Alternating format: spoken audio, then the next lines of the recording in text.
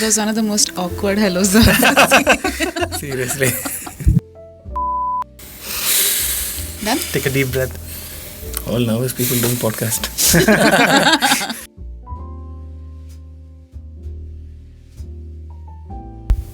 Hello and welcome back to the MOCHSHA podcast number 4.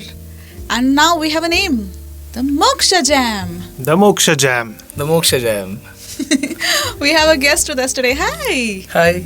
Who do we have here? Saahil, Deepak. Hi, Saahil, Deepak. Hello. And our regular. Hi. My name is Prasad. Nice to meet you, Prasad.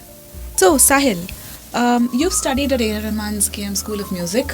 Yes. And you're a trained Hindustani vocalist. Yes. And you also have songs that show a certain Western influence. Yes. How do you manage to bring all of this together? So it's two different styles of music. So Western also comes under classical. So does Hindustani classical. So Hindustani has a lot to do with emotions, and there's things called meend, khayal, bhav. These are emotions which come under Hindustani classical. You get into the root of music. So say you take a rag, you can go on for a year also practicing the same rag, but you get deeper and deeper and get connected to it, and your soul kind of comes out with it. Western is the same, but see, like how for example in Hindustani, the percussion is a tabla. So it sounds different, but in Western it's the drums. So you can imagine why Indian fusion music is doing so well. It's giving a fresh feeling. Both it gives you the roots of Indian classical and the roots of Western classical.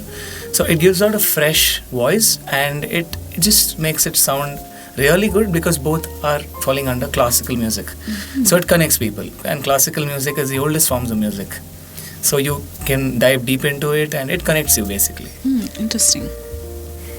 Alright, so Prasad, coming back to you, how much do you think formal training matters to the quality of a musician when they are on stage? So I would say that it depends. A training and education always gives that base and knowledge for a musician to explore and then make that a skill. But there are also many self-taught musicians who are, sort of very raw, and that could be literally the X factor. So I would say it's a balance of educating yourself as a musician, but also bringing in that natural X factor what you have. Yeah. So, Saahil, when you sing on stage, apart from your musical talent, what else do you bring to the stage? So I feel it's important to bring a personality on the stage, connect with the audience, sometimes ask them to sing, and a few things like that, like walk around and maybe even look into their eyes, a few here and there, like the audience, try to connect and with the lyrics. So that kind of involves the audience and they feel connected. Music is all about connecting to the audience and to people. So it's not just about... Yeah. So just music can be a bit blank, but when you express the music to the audience, I feel that's when music is felt. That's nice. So, Prasad, when someone like Saahil is available for a gig, and he comes with so many tags, composer, singer, plays so many instruments, and you've done gigs together, how do you communicate this to someone when they're looking for a singer? So typically how the flow for MOCHSHA is that the client gets to pick the date, genre, language, budget, and let's say an artist like Saahil, likes that requirement. We ensure that, the profile presented to the client has adequate ratings. When I say ratings, we have this feature called the vibe check, where, let's say an artist like Saahil is performing, all he has to do is have a QR code by him, and, the audience in real time can go swipe on that QR code and give the artist, the ratings. So that gives us a lot of confidence as a platform to, pitch and promote artists to clients. Yeah. But like the first question. So Saahil, you're a musician, you do a lot of live shows. Yes. Can you share with us what your experiences have been so far, your challenges, what has worked out for you, what has not worked out for you? Okay. So, firstly, finding gigs have been a bit hard because I've just got into the live scene. But apart from that, being a musician is a bit hard because, first of all, we are emotionally intelligent people. So, we have a lot of ups and downs, and the career also has a lot of ups and downs. So, it's not consistent. But I guess, with hard work, and if you really do what you love, you are going to get there. So, you got to keep doing. There are going to be bad days, there are going to be good days. But they're just days, so nothing lasts forever. Just keep doing. Consistency and hard work and your passion will help you through it. That's good advice. So, Prasad, at what point when you spoke to different musicians like Saahil, did you decide that, okay, this is it? I need to do something to help these folks? So just to give a brief, I also play drums as a hobby and have been in a few bands in the past. So I've been in touch with the music scene myself personally, and like you said, I've also surveyed a lot of musicians, including Saahil, and the common trend I found is musicians don't get gigs through a transparent platform. They don't get paid on time. In general, it's a very informal market. Yeah. Interesting. So, when you're making music, Saahil, what is probably like the basis of your inspiration? What brings out the most creative bits? So, see, things that inspire me, there are many things actually. Sometimes I just keep humming and I get a tune. So, there have been instances where I'm sleeping and there's a tune constantly running in my head. I wake up and I start working on the tune. So, that's one kind of inspiration. Another thing is I like going for rides and drives. Nature gives a lot. It speaks a lot even with its silence. Other than that, if you see the proper, work-related kind of inspiration is definitely the lyricist's words, the storyline, if that is explained, or if I'm looking for something, if I am looking to focus on a song, compose a song which has love in it, what kind of love? So these are a few things that bring out the creativity. And then I use music theory. There are modes, or I pick out rags which I feel goes well with it, and that's how it flows out. Sometimes it just flows out naturally. Sometimes you gotta work on it. That's it. Sounds like a very, very creative process. Yes. So, Prasad, music is very creative, and yet I want to ask you that when musicians are singing live, how much is it all right for them to say bring their own personal spin to a cover, or how much original music is appreciated today? So I would say context is everything. Let's say it's an open mic. I know it's not a paid gig, but open mic is when you can go all out and put your twist to it, bring your personality. But if you're doing, let's say, a traditional concert, Carnatic or Hindustani, typically the audience also is more conservative. So they're sticking to the basics, and the expectations would be better. And let's say if it's a restaurant gig, or let's say it's at a wedding gig, typically it's a little more flexible and open. So I would say context is everything. So the reading of the situation from the musician is very important. They can bring in their personality based on the context. Right. I think that makes a lot of sense. Right. So, Saahil. Yes. If someone wants to start out independently and they're just starting to get into the music scene, what pieces of advice would you give them? So I would say that try composing a tune. So see, when I started, I didn't have lyrics. I just randomly started playing something on the keyboard. It didn't make sense. It's just random set of notes going here and there with no connection. But it will lead to something. So basically, the more and more music you listen to, you need to consume more. So being an independent artist, you need to know how other independent or original artists have been making their music, right? So the more you listen to, and by listening I mean you should listen to things you don't like also, like songs. You, as a musician, you cannot have a favorite. I mean, you can have a favorite, but you cannot have a bias saying that I don't like this artist, I don't like that artist, or this genre, that genre. Right. There was a time where for a week I was listening to rhymes.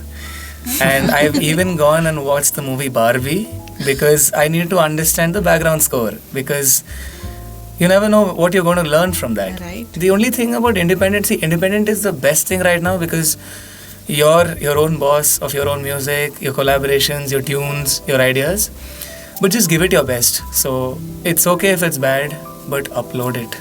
publish it. So that's how it is. There will be an audience for it. Yes, there's an audience for anything and everything. That's how it is. So just keep working on your music. Nice. That's good. So now coming to you, Prasad, when you are looking to feature a musician, say, you've got a requirement and you're looking to send some profiles, what are you looking for apart from just musical talent? Yeah, like you said, musical talent is one of the expectations, but I would also place flexibility as probably in top 1 or 2. You could be super talented but very tough to work with. So flexibility will be 1. 2 would be, understanding the requirements. Flexibility along with understanding the requirements, because not every client will have the same set of requirements. You'll have to sort of tailor your, your set list, song list, even sometimes the tech rider, the equipment around. Correct. So yeah, I would All say. right. So since you guys have collaborated, give me one instance that you both consider is like a success. I think it's the Feb 14th, Uh-huh. the Valentine's Day gig, 2026. So that was amazing. I mean, the audience, it's the first time that in a cafe, people came and it was houseful and they were waiting for the performance Oh, wow. to get over, and then they left. So I could see the crowd leaving after the performance, which usually happens in concerts, but it happened in a cafe, which was really great. So grateful to MOCHSHA. Nice. I totally agree. What was that theme of that gig? It was Dil Kho Gaya. It Dil was Kho one of my Gaya originals. is Mr. Saahil Deepak's original. So that was also a very interesting way for us to sort of promote the gig. So, I mean, jokes apart, it was a very smooth gig. I got a lot of feedback offline from the audience saying that, the artist was great, Saahil was great, and they were so connected. And also, I remember when, I was entering the restaurant, he was talking to one of the audience members, and so it shows that, an artist just doesn't have to perform, but also post-gig interacting with the audience is as important as just performing. So that, according to me, was a great, sort of feedback as a platform that, okay, it's just not about our ratings, vibe check, but when the artist goes beyond that and chats with the audience, it creates that human connection. Finally, okay, fine, we're a tech platform, but what is it for us? We are fans of music, and we want that human connection between the the audience and the artist. So I really like that gig. Sounds like a wonderful place to have been. Wishing both Saahil and MOCHSHA many more such gigs in the future. Thank you. So Prasad, that brings me to, how do you see MOCHSHA helping to evolve the music scene for people who want to become musicians? So, first of all, open mics are a great platform to discover musicians. Saahil coincidentally has attended all our open mics, so good job. Thank you. And he had that platform. If I'm not wrong, our first open mic was the first time you performed your originals, right? Yes. And it opened up something which I never knew about, right? So I in fact got into independent music, especially Hindi, which I'm not so into. But now because of artists like Saahil, Deepak, I'm like, okay, fine, it's not just the language. It's like, how does it sound? Does it have a melody? Does it have something I can remember maybe a year later? So these are certain things as an audience or a fan of music I'm able to discover. And going down the line, I would say independent artists are the future, because how long can you keep doing tribute nights to XYZ artists? They're great, but what about the next great artist? They started somewhere, right? So ideally we would like to have, instead of covers and requirements just on certain artists or themes, we would love our future clients to say, please give us the next big, independent artist and perform, and give that, hold that, put that trust on us that send this person and let him do his thing or her thing. So yeah, that's the future. Oh wow, that sounds really ambitious, but I'm sure it's going to be very useful for people who are looking to start out, knowing that a platform like MOCHSHA is there to, put out their music and bid for gigs. I think it's helpful to know that this exists.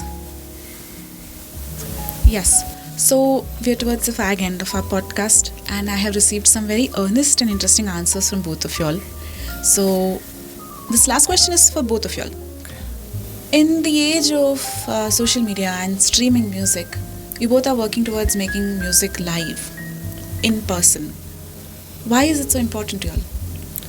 So, the first half of the question, I would like to say that social media is very important for the presence because people watch you and they see your journey, and streams. These days, it's all about numbers. Not that virality is the only thing that leads to being a musician, but it's important. But for me, I feel along with that, you need a personal connection with the audience. So, you might get about 100 followers on Instagram, Facebook, Spotify, but you don't know them. I'm really grateful for all the followers, but it's nice to meet them face to face. Even if 5-6 people, you meet them and they talk about your music and they feel relaxed and glad after listening to your music. I feel that's the reason why live is great, because It you're feels so performing. much warm. Yes, you're connecting to them directly. Imagine all your followers, but in front of you. So you know who's following you, you know who's supporting you. So I think that is important. So live, it has to be live. Yeah. Yeah. I think the feeling of sitting there listening to live music, the way it makes you feel, I think is something words don't adequately capture. Definitely. That's why people call a concert an experience. Right? Yes. Prasad? Yeah, I totally get it. I totally get Saahil's point. From a platform point of view, at the end of the day, we are trying to solve something beyond just tech. We're trying to connect a human to more humans, right? If I have to put it, it's an experience. So an artist is sharing his or her skill, and an audience is receiving it and giving feedback. And it's a very lovely thing to see and nurture as a platform. So yeah, we are here to sort of build experiences and connect future clients with musicians, right? So yeah, it's all about that human touch, if I have to put it in a couple of words. Yeah.